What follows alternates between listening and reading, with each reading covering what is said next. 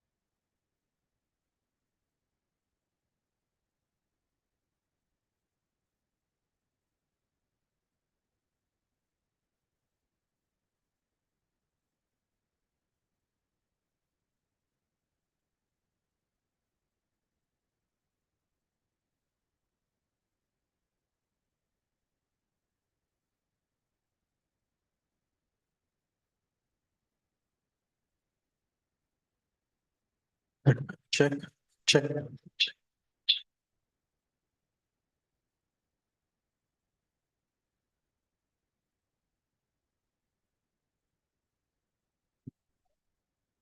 ரெண்டு கொடுக்குது.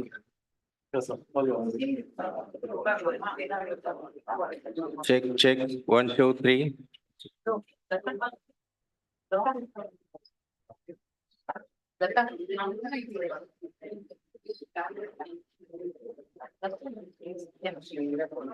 Okay.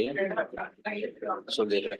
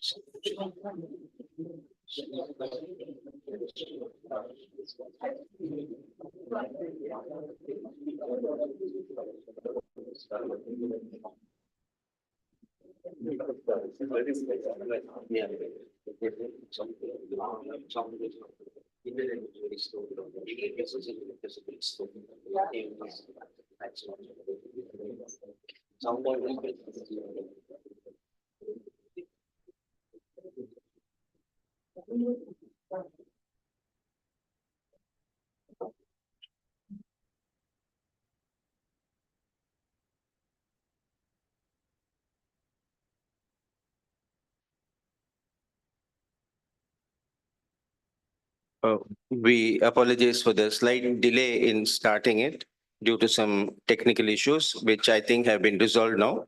So we'll now go straight to the lecture. Today, before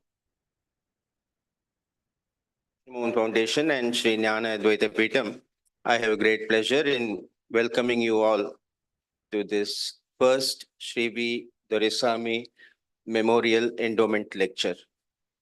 And special welcome to General Rajiv Narayanan, who is not a new person to Sri Peetham people, but about him I'll introduce later.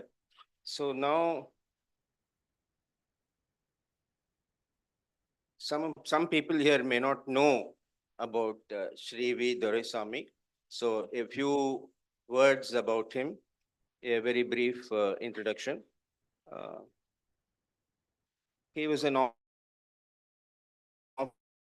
officer of the Indian Audit and Account Service, and he held many positions, like he was a secretary Tungabhadra Board, principal accountant general Rajasthan in Jaipur, director of audit Southeastern Railway in Calcutta, director of audit Southern Railway, Chennai, and finally he retired as the additional deputy controller and auditor general of India.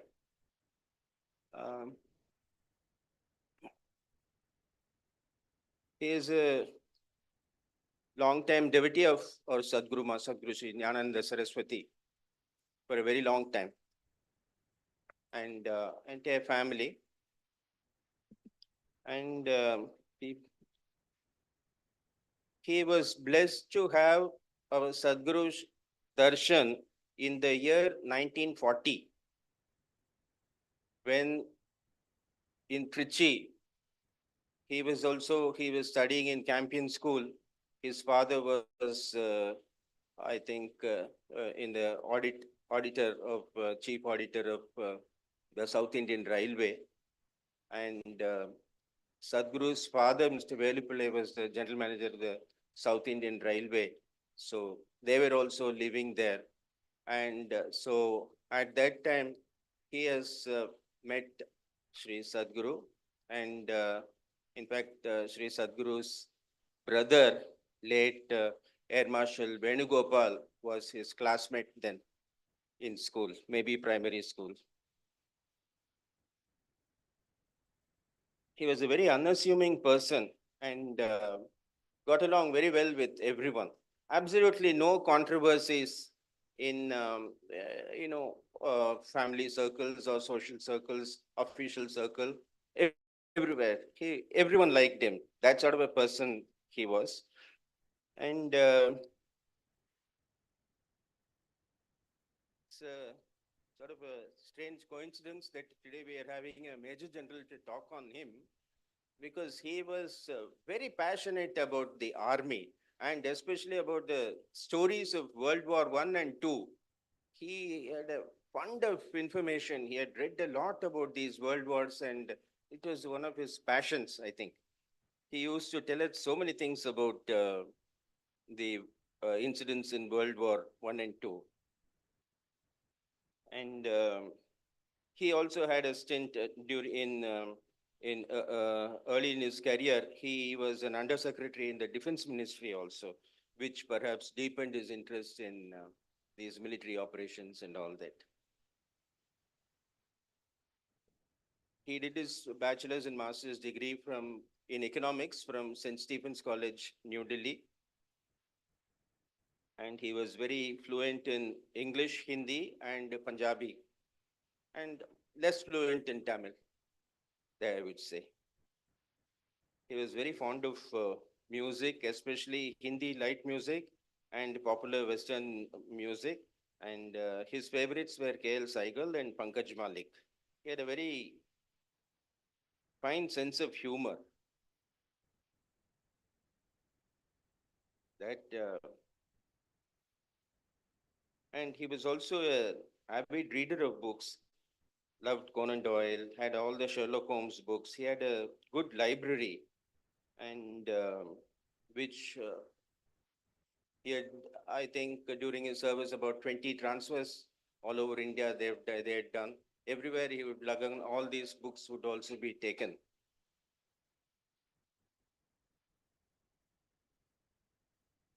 He was a very mild-mannered person and very unassuming. And he passed away in the year 1999 at the age of 65 in Chennai. And now 25 years over, now his family members have decided to create this endowment lecture in his memory. I think family members, I think I should also now introduce his wife, Mrs. Vijaya Doresamy, sitting there. Then my wife, Padma, whom maybe all of you know. Then Rajiv Krishnan, his son Rajiv Krishnan, who lives in Bangalore, and daughter Nitya. Nitya, she is there. It's in Bangalore. So this is a small introduction about him. Uh, I can go on and on, but we decided that we'll keep it short because we want to start the speech about this river Sarasvati. Now, a few words about General Narayan. Just 1 minute.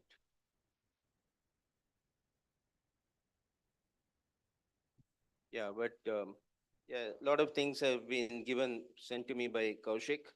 Um, but first, I would only like to say that he is sort of a well-wisher, or almost you can say a part of Sri Vishnu Mohan Foundation. He has come to many of our programs. He has given lectures in our peace conferences earlier, and so he is no stranger to the foundation and to all of us. About his career, he is a retired Major General in the Indian Army. He was commissioned in 1978 in the Armored Corps, which is one of the he's put in over 37 years of very distinguished service and retired in 2016. Um, his distinguished service has also been recognized by the government, and he was awarded the Visis Seva Medal and also the Visis Seva Medal for distinguished service and the Ati Visis Seva Medal for distinguished service of an exceptional order. So he is an expert in mechanized and mountain warfare, and he has seen service along the western and northern borders of India.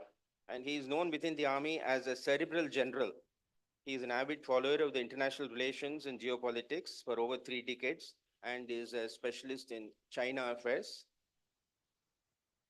He also had the opportunity to serve as the defense attaché in the Embassy of India in Tajikistan from in 2003 to 2007, and as the Additional Director General of Military Operations for in the last 3 years of his service, that is 2013 to 2016, where he was closely involved with future strategy, future structures, and force structures and force modernization and escalatory control. His areas of interest are China, Indo-Pacific regions, future world order and regional multilateralism, future strategy, force structures, and force modernization. He has written a lot of articles. He has given talks on TV. He has edited books, especially on India, China, Indo-Pacific, India, Central Asia. And yeah, there are many others, but now I'll stop with this. And you may wonder, I wondered, how is it that he is going to talk on this topic of Sarasvati, which has nothing to do with any military or army, nothing, no connection. He just said it is just out of his own interest. From a young age, he had been sort of brought up on by reading this Bhavan's Journal and all those kind of books, which spurred him to delve into Indian culture, the past history, and our traditions, and all these things. So he has got a special interest in this river Saraswati, about which he has read extensively. So now, with this, I now hand over the mic to General Narayan. Thank you, sir, for your kind words. At the outset, my humble pranams at the lotus feet of Swamiji for giving me the honor, the singular honor to be the first ever speaker on Shri Viraj. I'll be part of history.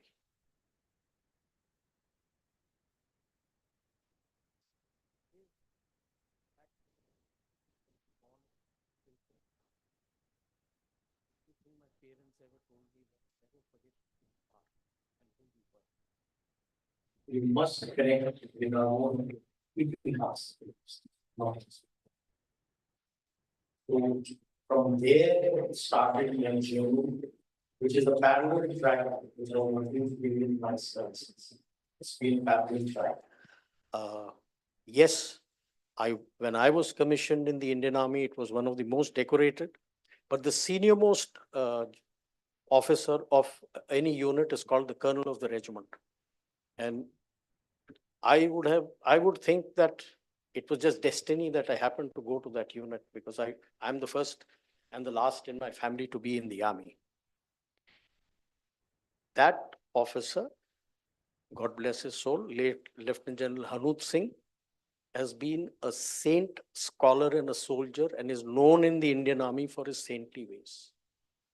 He used to meditate a lot, follower of Sri Bal Yogi Maharaj. So as luck would have it, he had stocked our unit library with all our Upanishads and all the histories about ancient histories written by our authors in our unit library. So I was only too pleased to keep reading it. So to cut it short, it's so sad that I have to talk on a river on which quite a lot of our civilization used to live on, not the only, as the people in West would like you to believe, but it was a massive river system. As I go through it, you will realize why the Rig Veda calls it the Ambitame, Naditame, Devitame. You will understand the impact as to why it was and why the rishis and munis bent down before it. The last point, a lot of people will think, why Saraswati is considered the best of the goddess. Very simple, if you think deeply about it. Brahma needs the Shakti of Saraswati to do the creation. If the creation is not there, then the powers of Lakshmi and Parvati, where are they? They come in because the creation is there. The creation is not because of them. The creation is because of the power of Saraswati. And hence, Ambitame, Naditame, Devitame. That means the best of the mothers, the best of the rivers, the best of the goddess. Okay. This river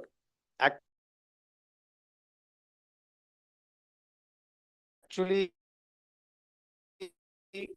started this valley in Uttarakhand called Hari Ki Dun, north of Dehradun. And behind that are the glaciers from which the river is expected to have flowed. This was mapped the first time by NASA in 1979. They had a Landsat imagery. I had downloaded it. Unfortunately, my computer has crashed. The hard disk crashed. Today, they have removed it from their website. But taking a leaf from that, our ISRO has done a lot of work in mapping this river bed. And there are three sources that they see. North of Hari Ki Dhun. The other is Adi Badri, north of Badri.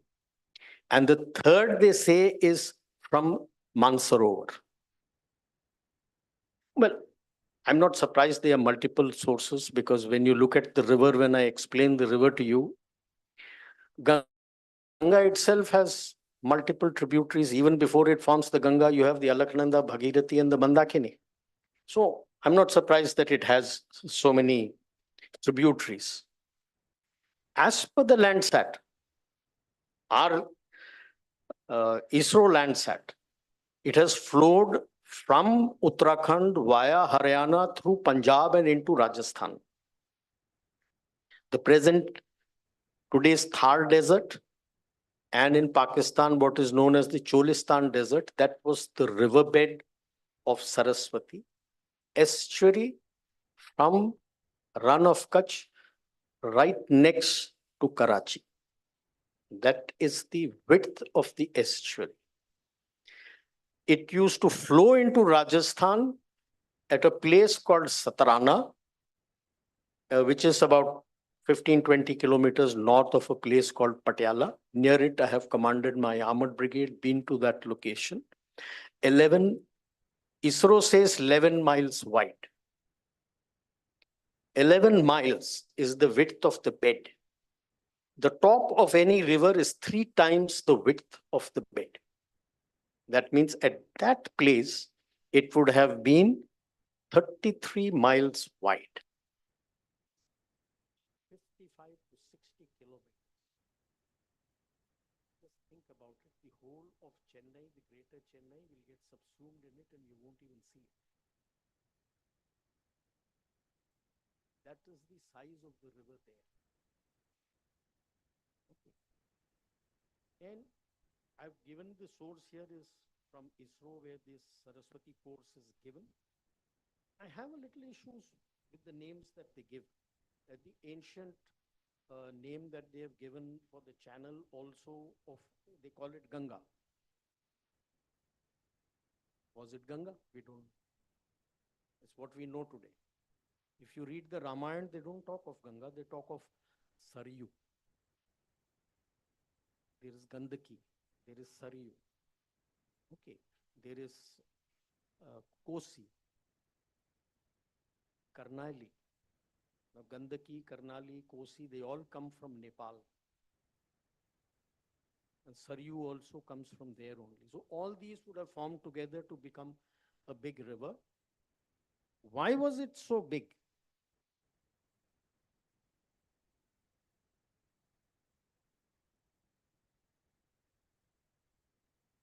Before we go to why, what does our own Itihas talk about it? The major, Kartikeya. He was crowned the commander-in-chief of the gods along its banks. And he is here in South India. Why? What happened that he had to come here?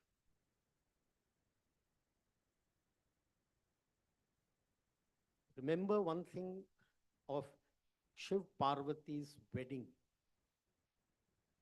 They said everybody reached there and earth started tilting, and so Agastya Rishi was sent down south.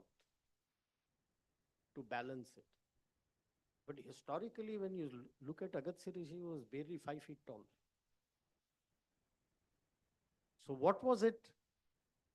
He is the one who's supposed to have, I would claim, revived Tamil. Others say that he taught the people and gave the Tamil grammar. If you look at our own Tamil literature, Kumari Kandam. Now, if you link it to the Indian tectonic plate movement, the Indian subcontinental plate is not connected to the magma. It's 200 kilometers thick, full mass floating on the ocean. And in the science of tectonics, the movement of this plate was equivalent to a Formula One racing car compared to the manner in which the other plates move. They move very slowly. Now, when such a huge mass comes and hits the European plate, the Eurasian landmass, you realize what would have happened in the impact? If a Ferrari car, if your racing car itself crashes, what happens? It crumples. That is how the Himalayas came up. And I won't be surprised if the earth tilted because of that. And if the Kumari Kandam was breaking up at that time, you will need somebody there to look after the people who come running up further north. Wouldn't you? If you read your own Tamil literature, the size of Kumari Kandam itself is massive. Now, whether it was that size or not, we don't know. But we do know that from our itihas that Agastya Muni was sent down south. You don't send some rishi down south just for nothing. There must be something on that he went to do that. Okay. We've heard, we would have read about it, Urvashi and Pururvas. Pururvas is the forebear of Puru clan, the Kuru clan, and the Yadavas. And Urvashi was the Menka, the Apsara of Indra. So he met her on the banks of Sarasvati. Lord Parshuram, after he had killed 21 generations of Kshatriyas, washed his sins on this bank. That leads you to the question for Matra Hatya, having killed his mother. Where did he do his penance? We all know of river Brahmaputra, but we all mistake it that it flows from Tibet, China. No, that's Yarlung Sangpo. That's one of the tributaries of Brahmaputra. There is another tributary which comes further from the east from Tibet. There are 69 glaciers which feed that. I served 4.5 years there. There are two rivers, Rongtochu and Lochochu, and then there is a pass called Dichu through which it comes. It's called Lohit. And the legend there is Lahu Hit. Lahu means blood. And that he came and did a penance there for Mam Hatya, Matra Hatya, for killing his mother on the orders of his father. And that has created the Lohit River. Brahmaputra is formed after Yarlung Sangpo. When it comes into India, it's called Siang, and the Lohit, and there is another river in between which flows from India only. It doesn't come from China, called Dibang. These three meet at a place, near a place called Dibrugarh in Assam. If you look at the map, the name Brahmaputra comes there. Brahmaputra is not that. There are 8 more rivers, big river systems which feed the Brahmaputra. So don't ever get carried away as an aside when people write and say that if they dam there, Brahmaputra will lose all the water. It barely gives 11% of water. So don't get worried unnecessarily. That said, the battle of Mahabharat was fought near its banks, Kurukshetra.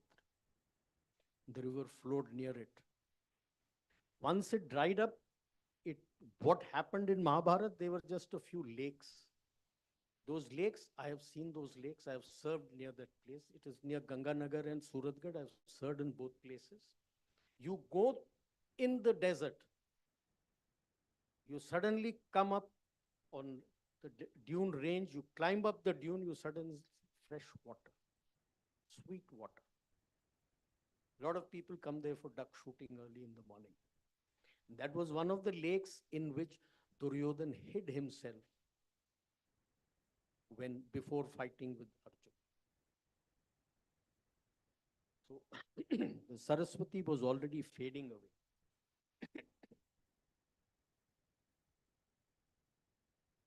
So we come to the legend. What do our scriptures talk about? And I talk from Bhagavata Purana, Srimad Bhagavatam. It talks about Saraswati, Lakshmi, and Ganga all being the wives of Vishnu. And one day,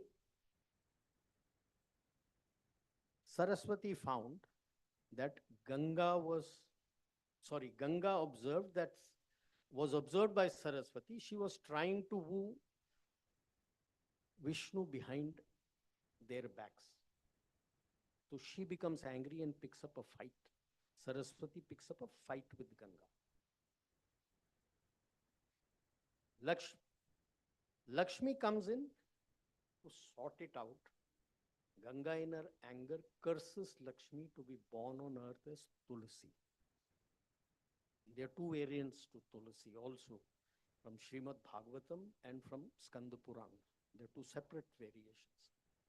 In Skanda Purana, she is born as Vrinda, the son of Jalandhar, or rather the wife of Jalandhar, who was born from the anger, from the third eye, the anger which came up, and Varun in the ocean looked after him. And in Brahma Puran, she is born as Tulsi, I think Dharmadhvaj was the king. But she is married to Sudama, who's reborn again as Shankachud. So there are two different variations in our Itihas. That aside, Ganga then becomes angry because Lakshmi was at Saraswati. So she says that you will fall to earth. And Saraswati in turn curses Ganga that you will fall too. That is how as per our scriptures, we got these two great river systems, which is the lifeline towards the north. Okay.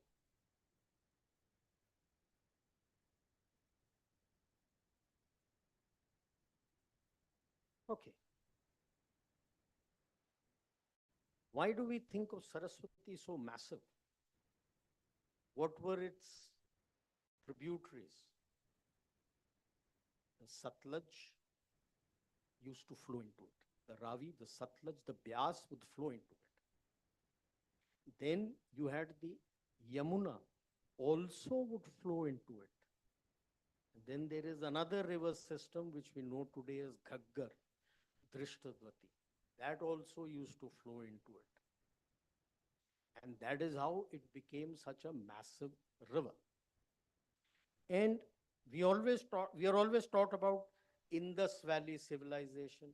When that failed, they brought in the Harappan Valley civilization. But when you plot it all here in the chart, you can see it on the map. It's the Sindhu Saraswati civilization.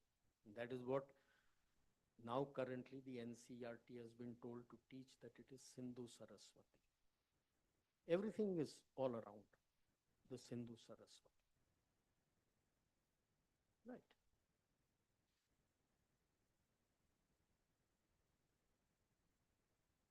No, but what was the reason why the Western scholars were trying to push your history further, closer away from your ancient history? Because as per them, they were taught that the world started only in 1800 BC. So how could you have been there even more ancient? So it started with the Aryan invasion of 1500 BC. Then they themselves, when they excavated all these places, they found it was 1900 BC when the Indus Valley civilization disappeared. That's a separate talk which I have given already on why it disappeared. There is no answer why it disappeared. Mohenjo-daro, Harappa, all these disappeared. Next, they started talking about a Aryan invasion. They have themselves have refuted. Now they started talking about a massive exodus from Mesopotamia, 2900 BC. Why 2900 BC? Near Suratgarh, there is a place called Kalibangan, which was excavated because when the railway line was being bent, old railway line used to cut across into Pakistan. So they were bending it away and they suddenly found potteries. And they found out a beautifully laid out city dating 2800 BC. So that 1900 BC also goes away. So now 2800, so 2900 BC, the Mesopotamians came, you were barbarians, so you were civilized by them. Now suddenly nobody talks about that. Of late, they have started talking about the Sumerians, 6000 BC. They had started. Why now 6000? Because the two excavations that took place in India, Rakhigadi and Sinoli, takes you back to about 5000 BC. Similarly, in Pakistan, along the Indus, there is a place called Mehergarh. That also dates to 5000 BC. Now why have they stopped? Because near Rajasthan, on the banks of the bed of Sarasvati, Fatehpur is the place, there is a village called Bhirana. The excavation dates to 9000 BC and they have nothing in the west now. 9000 BC is the excavation. So what they try to do is to try to tell you that you are not, your itihas is not great. We should never get carried away by what they say. We should research ourselves and try to see. Now, this is my concept. If you read all the paleo channels of the river Indus that we used to call Sindhu, it used to flow in ancient times 100 miles to the east of its current channel. When you push it 100 miles to the east, especially here, the gap is less than 100 miles. This is the plotted bed of Sarasvati. This would have merged. So now Sindhu, Saraswati. Now just look at the number of water channels out there. It's no wonder that there was so much of civilization out there. So many civilized places living out there. And now you realize why our Rishi Munis used to bend in awe to this river system. River system. It was a system. Okay. So this is the paleo channel of its estuary. And sorry, my mistake. Now you look at it. It used to flow here also. There are some scriptures which talk about it reaching Dwarka also. Okay, this is Bet Dwarka. So it would have come via the Gulf of Kutch. All this and extends right up to Karachi. Multiple water streams flowing there. Estuary, unlike a delta, estuary has multiple streams which go into a delta. Delta is just one stream going into the river, into the sea. Estuary has multiple streams which are going. So when you link it, then you find that it's nothing surprising that the run has so much of salt.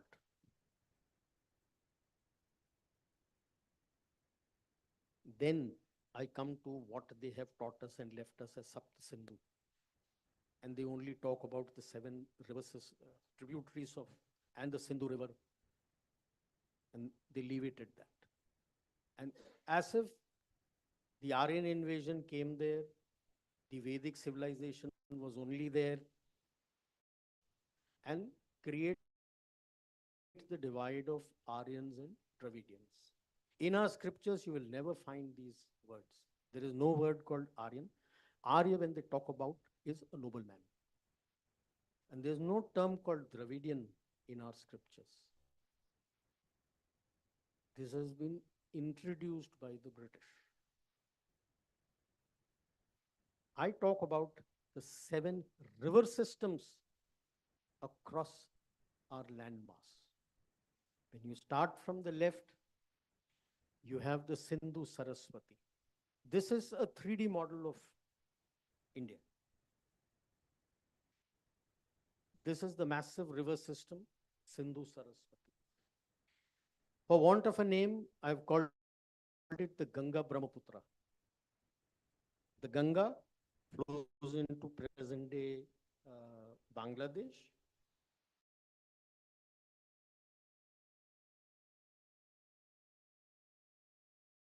So does where the two meet. After that, the river is called Padma.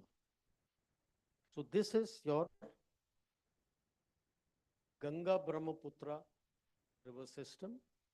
Then when you come down through the Deccan Plateau towards the south, you have the Mahanadi river system, the Godavari river system, the Krishna river system, and the Kaveri river system. That's where all your civilizations flourished. We were agrarian. That's a different issue that Sindhu Saraswati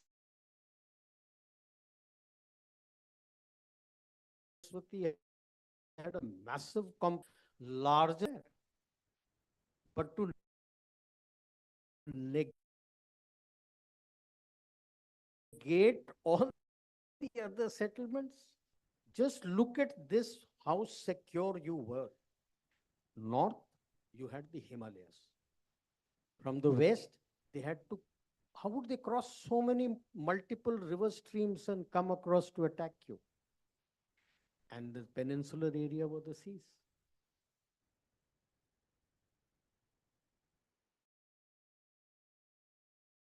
And this was provided, never talk about it. Rigved is full about it. Thus, Rajanya Yuddha, the fight of the 10 kings. I don't think very many of you would have heard about it. Sudas is the king who fought, the total tribes who fought him were 12. But at any one time, you 10 who fought it, and that's why it is called Dasha Rajanya, the fight of with the 10 kings. And he defeated all of them, starting from general area Yamuna and taking them all the way across present-day Jhelum. And Sudas is the forefather of Bharata. A lot of people think that Bharat name comes, I've spoken about it in the Sri Pitam also, that Bharata, because of the name has come from him. No. Your 10 incarnations are all coming here. Why? Bha is Bhav, Ra is Raga, Ta is Tala. This is the land which dances to the rhythm of the divine Bharata. And that is how this name Bharata, the ancients had given it to us. I won't go into how ancient we are. I've covered it in one of my talks. Sometimes Swamiji feels I will give you with all my logic. You're welcome to question that logic. But this is how you survived for so many thousands and thousands of years. Why did it dry up then? Tectonic shifts. If you look at the map of Satluj, in Punjab, there is a place called Ropad. And there is a sharp bend of the Satluj which bends away towards the west and takes the Ravi and the Byas with it and flows into the Indus, Sindhu. Yamuna turned away from it and went towards the Ganga. In Mahabharata, it is said that Balram became very angry, and with his hull, he turned the river away. That's what is taught to us in Mahabharata. But these are all tectonic shifts, because our Indian subcontinent plate is still moving, still pushing, and the Himalayas are still rising, and so there will be tectonic shifts and there will be earthquakes and everything taking place. But thousands and thousands of years ago, Ramayana talks about it also. When he reaches Rameshwaram and he wants Varuna to give him the path to go to Lanka, one version says that Varuna refused. The other version says that initially when stones were put there, it sank. Lord Ram became angry and he took out his Brahmastra. That's when Lord Varun comes up and begs for forgiveness. The version which says he didn't agree talks about the all the fishes and all which live under that sea out there, that they would die. And the version which talks about the stone which fell, Valmiki Ramayana talks about these fishes, whereas the other Ramayans talk about the stone sinking. And he then realizes that, okay, then they have a agreement that the stones will stay. Ram would be written on that. But the Brahmastra is now armed, way to shoot. In the initial version, it talks of Varuna, but there is the other version which talks of Agastya Muni who comes there. Because Agastya Muni was there, he taught him that famous sloka Aditya Hridayam, which gives you the strength, makes you brave. So he tells him that what I have written. Dhrumatulya, there are demons there who live under the water and they come out and trouble all the good people. Dhrumatulya, what he called off is in Thar. So he fires the Brahmastra there. So I'm sure there would have been tremendous tectonic shifts. The Aravali would also have got shaken up and all the others would have got shaken up. So that is how, since the main water channels moved away from it, and I'm sure because of that, the Indus Sindhu would also have moved away from it, denied of its water source over 1,000+ years, thousands of years, it gradually petered out into the lakes. The lakes still exist. The lakes still exist, which is still there. There is in Jodhpur, when we were there, there is a Center for Arid Research Institute in Jodhpur. They have done tremendous work, extraordinary work using this mapping. You go today, when we were there in Jodhpur, we got out of Jodhpur, our firing ranges for the tank was in Pokhran. You got out to Jodhpur, that 180 odd kilometers, whatever speed you went, that was the speed. It was all desert. You might see an odd camel or a camel cart carrying some water, nothing else. Today, it's all fields, green fields. Two things. They sunk bore wells out there after mapping the bed, and the Indira Gandhi Canal came. These two has changed the landscape almost back to what it was. Of course, it's not fully like that, but it's become lush green. During our time in service out there, all they used to grow was green chilies and chana. That's it. Today they have proper harvesting of various types of crops. It's changed. Thanks to Ma Sarasvati, the river Sarasvati. So, in the end, I will only tell, especially the youngsters who are sitting here, arise, reclaim your itihas. Don't blindly follow what the West says. Remember, Oppenheimer also quoted the Bhagavad Gita when he fired the atomic bomb. Where did he know the Bhagavad Gita from? Max Muller, whom we talk about, was a bandit of the highest order as far as our history is concerned. He stole everything and twisted everything. But a lot of things are available here. We should read. I'm grateful to my parents who put me on this path. God bless their soul. And I feel really concerned that a lot of people question our itihas. If you don't know who you are, you'll become what they want you to become. Be mentally colonized always. We have to wake up and get back to what we were. It's not going to be easy. It's a step-by-step approach. It's a multiple generational approach. They changed our education system in 1870. Any guesses what was our literacy rate at that point in time? 74%. What was in this famous empire of Britain, in Britain? 13%. When they left, we were below 10%. They destroyed you. They destroyed your education.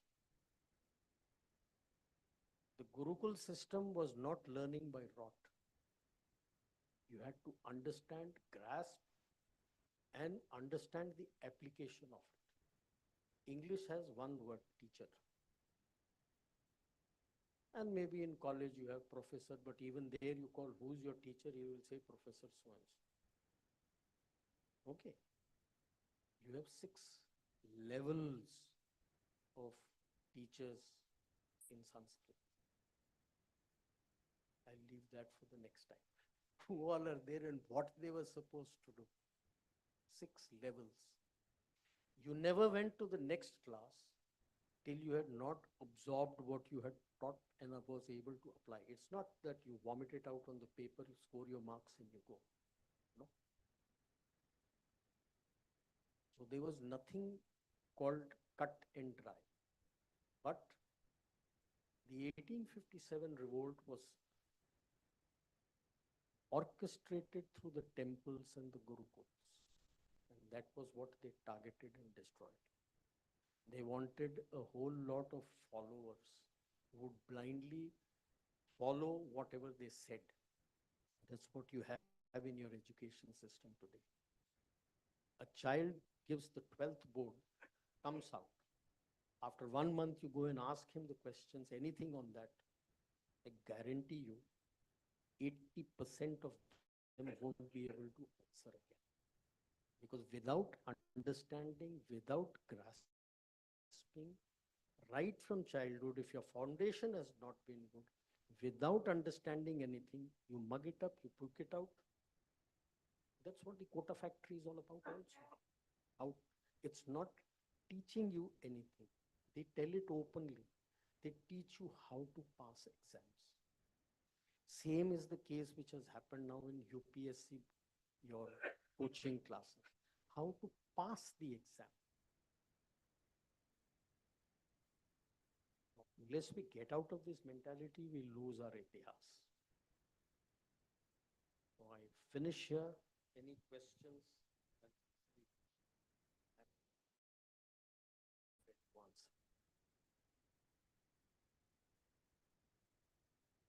Yeah.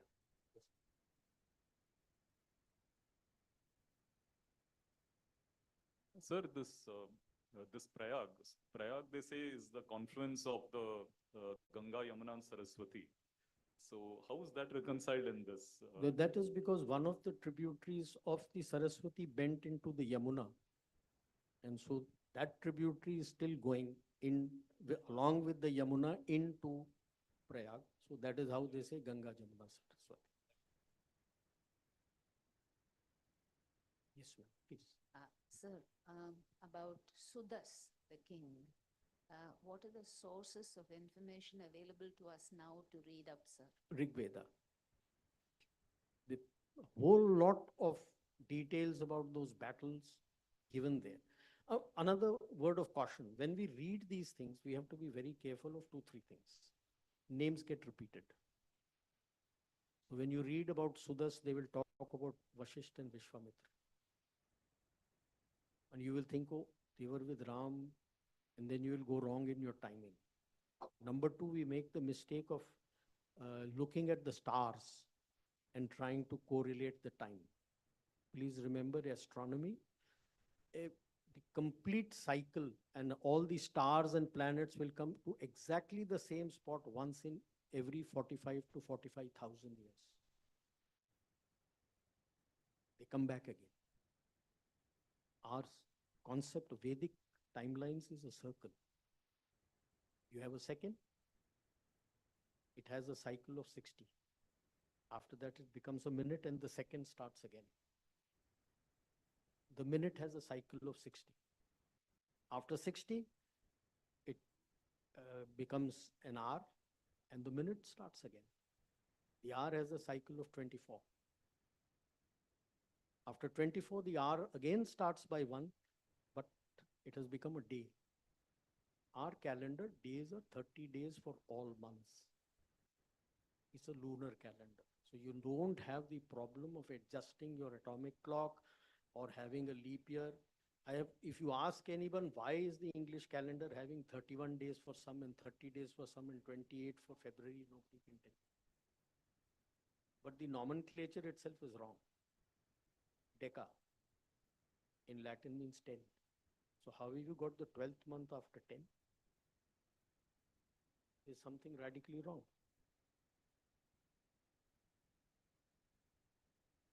October, octa is 8. How is it the 10th month? They can't answer. Similarly, your year, your month has a cycle of 12. After 12, your months start again, it's become a year. Our year has a cycle of 60 in the Vedic timeline. After 60 years, it starts again from the first one. It's a cycle. So the Vedic timelines, we need to understand and comprehend. It's massive. Those numbers, it's difficult to comprehend. Like a simple, like you have, once you finish this year cycle, you have yugas, Chaturyug, the Satyug, the Krityug or Treta, Dwapar, and Kali Yuga. And then it starts again. Okay. So we have a concept called God years. One God year, one day for the gods is 360 days. That is 1 year for the human. Now, this cycle has been given in Vedic timelines in God years. The total Chaturyug is 12,000 God years.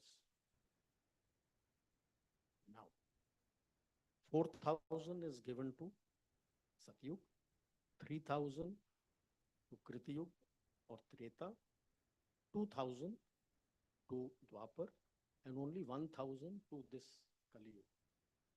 But there is now, Satyug, it says all are good. That Dharma walks on 4 feet. When you come to Kritiyug or Treta, it is 3 feet, 3 legs. Dwapar is 2 legs. Kali Yuga is 1 leg. So if such drastic change has to take place from one yuga to the next, you just can't go into that. No? So there is something called a Sandhya period, where there is a gradual decline and you go into the next yuga. 800, 400, 800, 600, 400, 200. And you add this all Sandhya period and these years, it comes to 12,000 years. Chaturyug. Okay. And when I take you to Brahmas, it will become even more. It's many more. 1,000 such cycles, Chaturyug cycles is 1 day of Brahma. 1,000 such Chaturyug cycles is 1 day of Brahma. And Brahma has a life, as per our Vedic sciences, of 100 years. At the moment, this, and then it goes back to the Supreme Consciousness, stays for 100 years like that, and then comes back. Again, the creation takes place. In this creation of Brahma, Brahma has finished 50 years. We are 51st year. He sees 14 Manavantras. We are in the 7th Manavantra. Every day he sees 14 Manavantra. We are in the 7th Manavantra, Vaivasvat Manavantra. So it's a cycle. which starts. Creation, dissolution, creation. At every level, from small, it becomes to big. That's what life is all about. Yes, ma'am.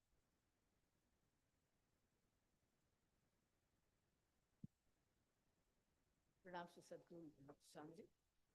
You mentioned the King Sudas and the 10 The Dasyas. Dasharajanya. It's called in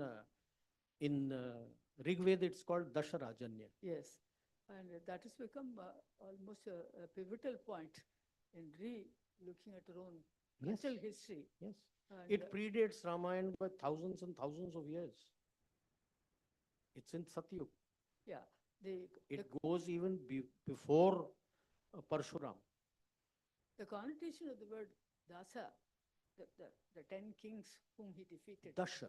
Dasha. So Dasha. it has been just interpreted, or it has been regarded as a great paradigm shift when they were reduced to the status of slaves.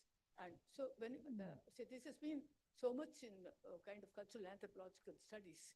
And so when you just project the original model of one king, you see, just fighting with 10 of them and so on, it is treated as some kind of a mythical thing, but actually said they were enslaved, and therefore the whole tradition of enslavement came up. This is.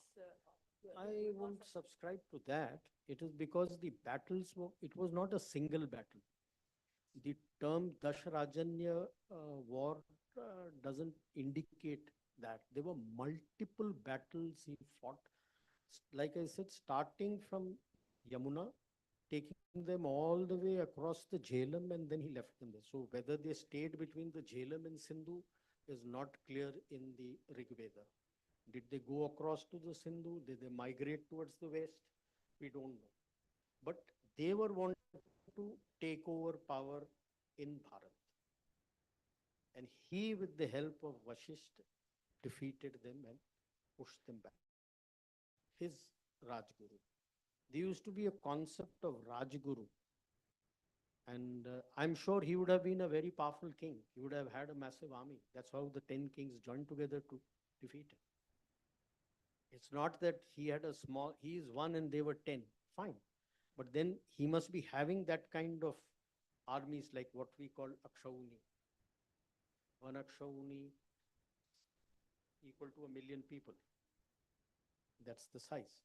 So he must be having a huge army with them, and that is how the 10 had to get together. But they were not successful.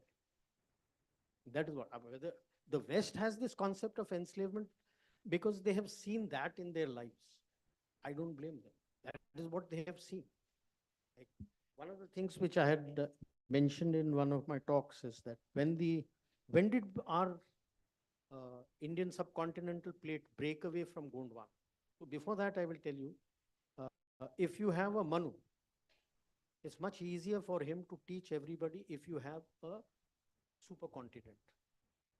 If you have a layout of a landmass the way it is today, how does he reach out to all the people? So if you have a supercontinent, then it becomes easy because all the landmass, bulk of the landmass is joined and the people are staying there. And we say that we are in the 7th one. Good.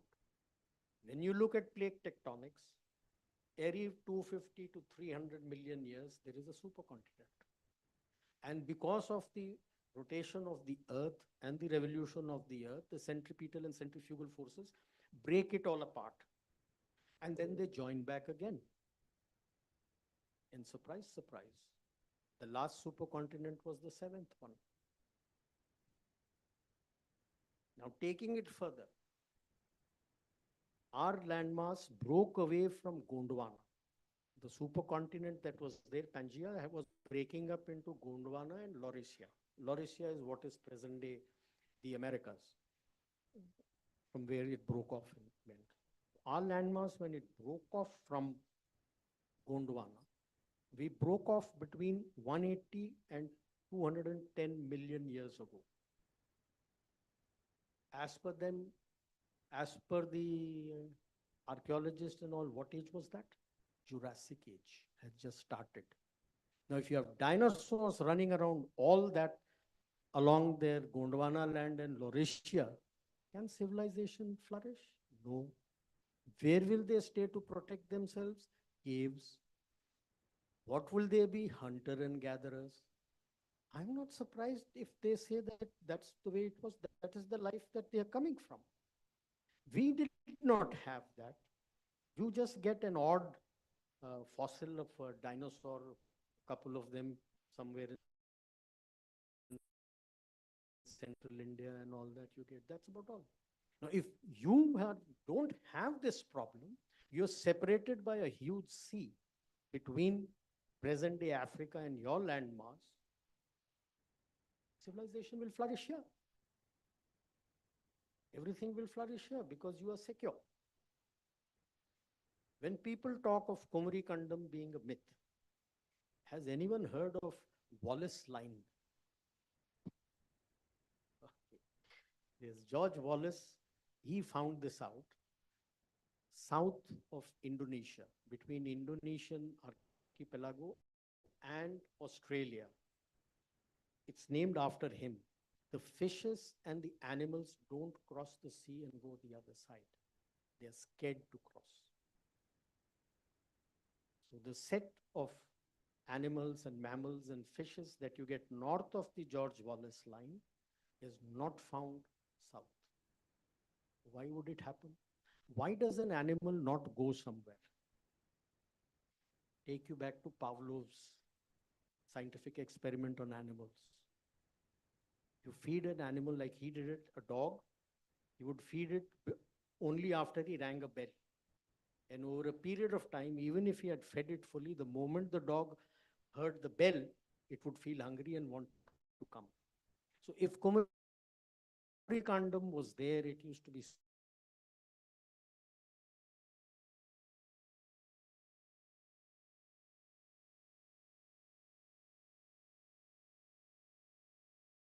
spread that bringing and falling. And if it has taken thousands of years to break up and fall apart, the animals won't go there. And the other name given by the Western is Lemuria. It is based on the lemur.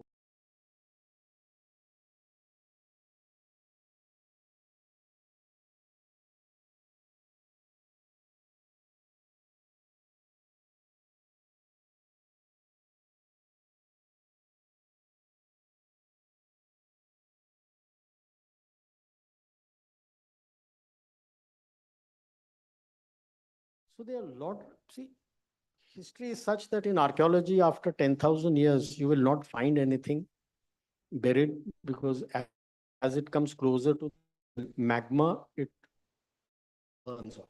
So either you have a fossil from which you get something, otherwise you will not get anything. So these are certain circumstantial evidences. I take my theories. A lot of you would have read Ian Fleming, Goldfinger.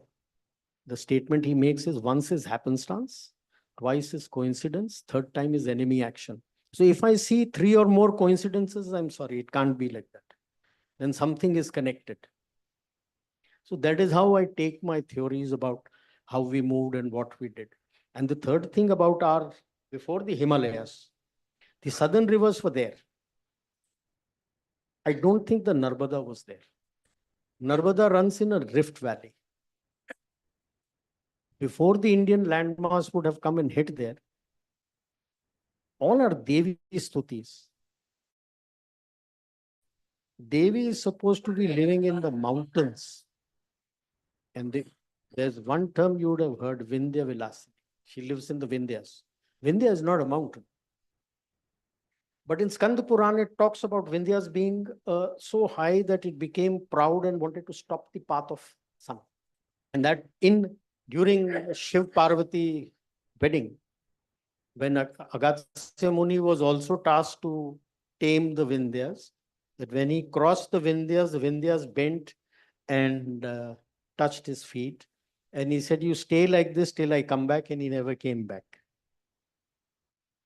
Now, if it was a mountain, that would have been a watershed. So what rivers flowed north, I don't know, because all that would have got destroyed once the landmass would have gone and hit there. But yes, the top of the Vindhyas would have broken and fallen down. So just south of the Vindhyas, running parallel to the Vindhyas, is the Satpura range. And between the Vindhyas and the Satpura range, there is a rift, a small rift valley, and the Narbada flows in that. And since the earth that area, the rift valley may have tilted towards the west. That is the only major river system which flows west into the Arabian Sea. Rest everything flows, even south flows east.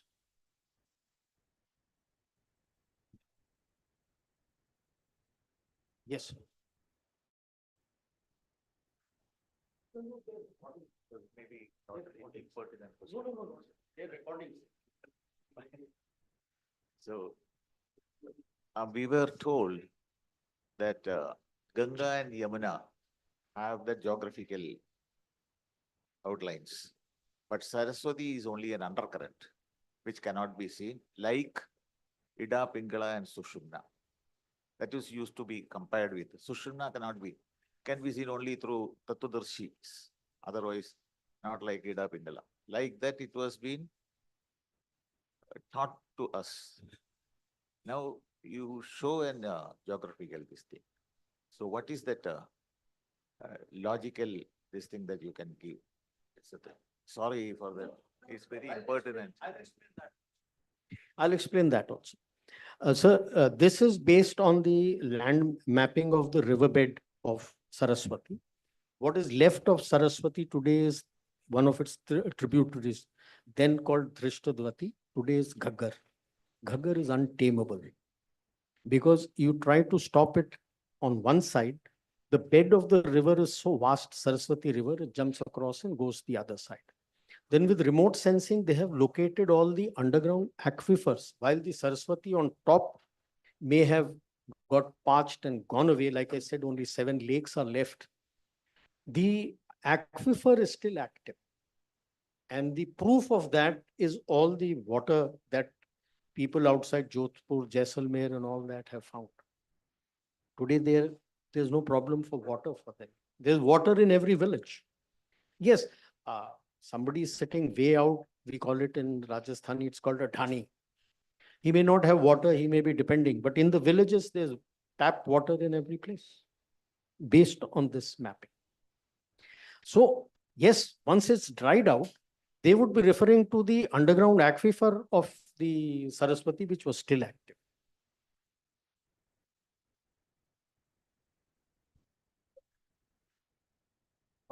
Unless you bring it back, all those you bring it back, you can't revive it. It's over. Saraswati has gone back to Brahma. It's now when Ganga goes back, we don't know. Yes. Place where Vyasamuni was writing his thing, epic and all that, and there's a Vyasa Guha, and go little above that. There's a river, the stream of water which goes underground. And they say that this is the Saraswati which has gone underground from here. So is that? I can't prove it, ma'am, because that legends will be everywhere. Legends about streams would be there. Whatever were the tributaries of Saraswati would still be there. But because the bigger ones are still there, the Jhelum, Chenab, Ravi, Satluj, Beas, Indus still exists, Yamuna still exists. The smaller tributaries would still be there, but whether it is gone in or not, and that I can't say. No, I have never gone there.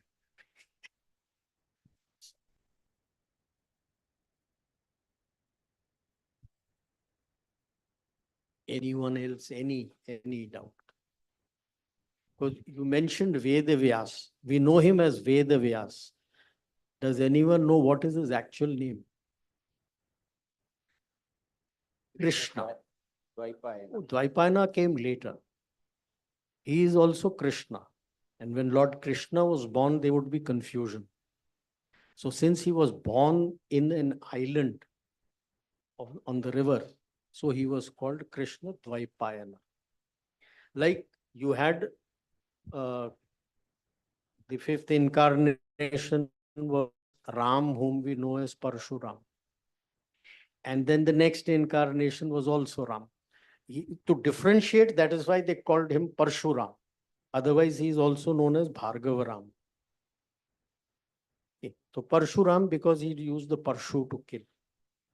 And Ram is Ramchandra. But we know his father's name is Dashrath. So is it Dashrath Chandra? No. His father's name is Nemi Chandra. That is the original name of Dashrath. Nemi Chandra. That's why in North India, when you go, you'll find a lot of people named Nemi Chandra. That is after Dashrath. In one of the battles, he had fought so well that it felt as if he was riding 10 chariots. Sage Vashisht names him Dashrath because of that, and after that, his name came as Dashrath. So that way, we have a lot of legends, ma'am, that water went there.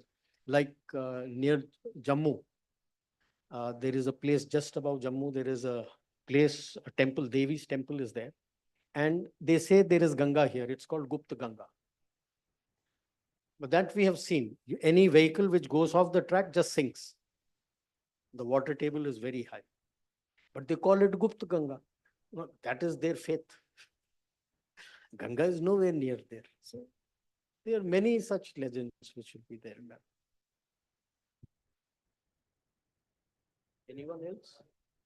Yes, sir. Uh, Good evening. My name is Sri Kumar. Sir. There's a lot of science behind the discovery of Saraswati River and satellite imagery, wells, so on and so forth. One has read it, appreciated it, and said, "Thank God." Okay, here's another thing that was treated as imagination, but now it's come to life. I just wanted to ask you about a kind of semi-parallel, more in a maybe our ancient book sense and things like that. In Kali Yuga, knowledge is supposed to be, slowly getting diluted more and more and more. And then there's that cyclical start after the end of Kali Yuga and the next Yuga with full knowledge and so on. So that is on one side. I just want to park that for a little bit. If you see the Yamuna River, the episode of Sri Krishna where Kalindi was there and it became poisonous and so on.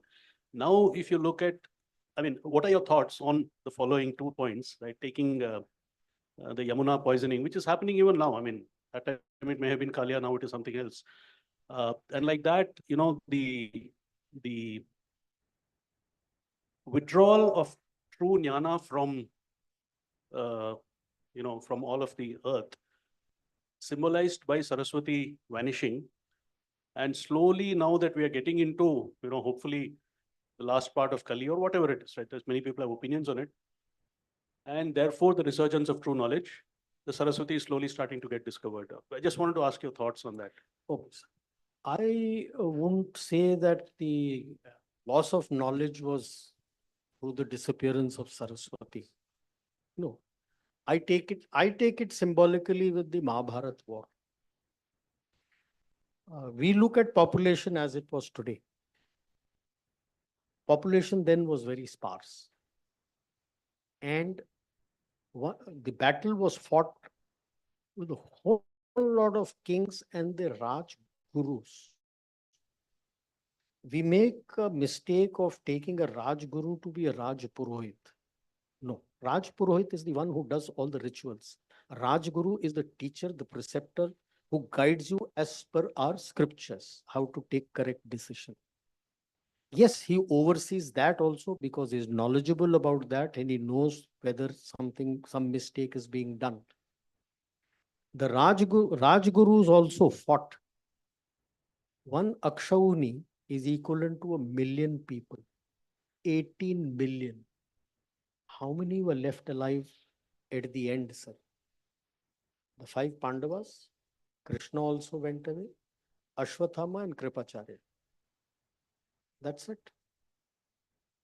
Can you suffer? Can earth sustain such a loss? The whole wealth of knowledge is gone. That is why out of all the avatars, Lord Krishna is called the Yugavatar. A Yugavatar is when, after the passing away of the avatar, the Yuga changes. He is the only one who's called a Yugavatar because the Kali Yuga starts when he goes away. And as per our assessments and whatever research has been done, that comes out to present calendar, night February 17th, 18th, 3102 BC. The Kali Yuga starts. So from there, the descent starts because we went away from Sanskrit. All your knowledge base is in Sanskrit. You went away from Sanskrit, you had Prakrit, then you had Brahmi, you came to Pali, and now you come to Hindi. And you have all the other languages which have come up, and you have lost touch with Sanskrit. The day you get back the hold of Sanskrit and you get back to reading your scriptures not as stories, but as lessons, and learning and deriving lessons, you can't extrapolate whatever was done there directly to present day. Whatever the scripture teaches, the Rajgurus were the people who would modify it to suit the societal norms of that point in time. So we also need to get back to our basics, as we say in the armed forces, that you go back, open your books. Now, if I open my book, what will I learn? I don't know Sanskrit.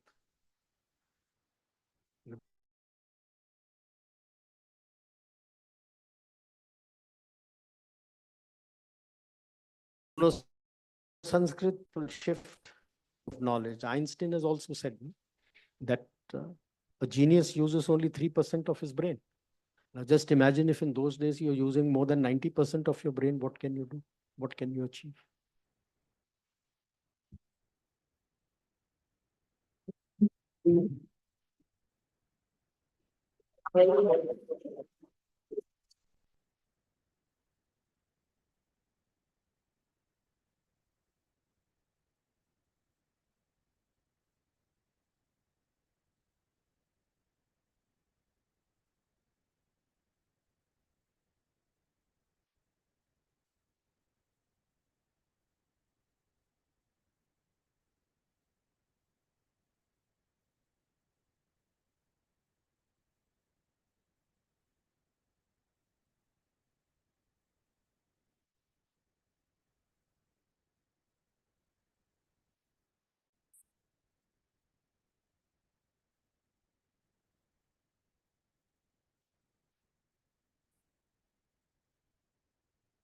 Thank you, General Rajiv Narayan, for that wonderful talk on River Saraswati. And it is not only just about River Saraswati, about a whole lot of other areas, which is of tremendous interest to all of us. And I do hope, as you mentioned, that maybe some other time we'll also get an opportunity to listen to you on more such subjects. Thanks a lot. Now, uh, on behalf of Sri Vishnu Mohan Foundation, Sri Gnana Advaita Peetham, I request Swamiji to honor the speaker with a gift.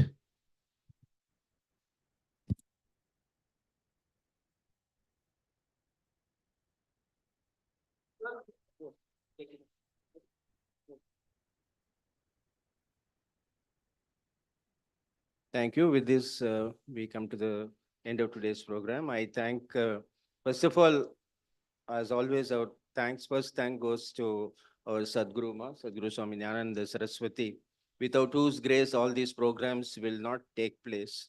And big thanks with heartfelt gratitude to Swamiji, Swami Shri Hari Prasad, who has, from the beginning, it was he who said, why don't you have an endowment lecture? Why don't we do this? Why don't General Rajiv Narayan is a good speaker. He can talk on this. So everything, this hall, everything has been suggested by him. And when they suggest, it gets done also.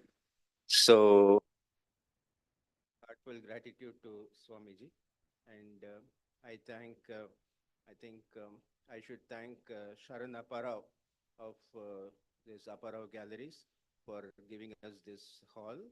And to her team, I also thank our professionals, Shyam, photographer Raj Shekhar, and their team of videography, sound system, all these things for the wonderful live streaming.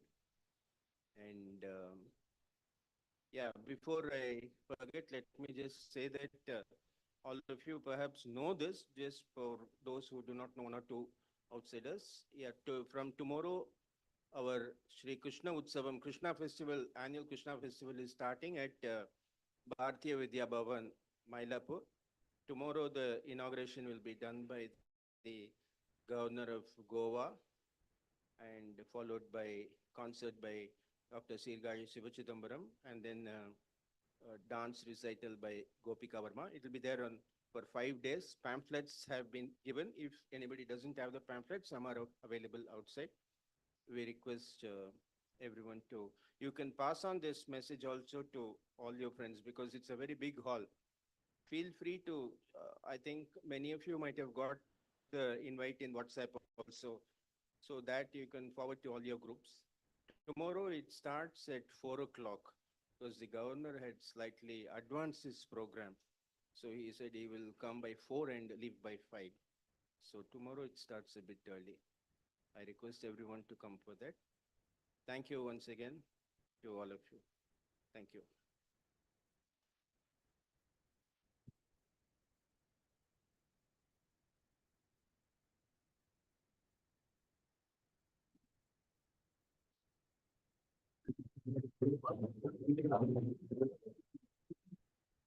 Thank you.